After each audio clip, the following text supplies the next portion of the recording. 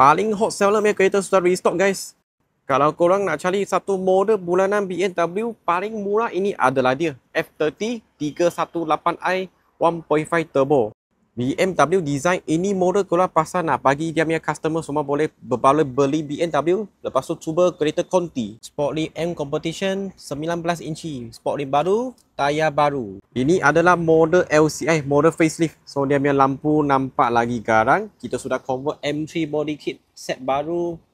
Ini adalah 2018 318i 1.5 turbo. Belakang, depan semua kita sudah siap convert body kit M3. Siap ada exhaust tips.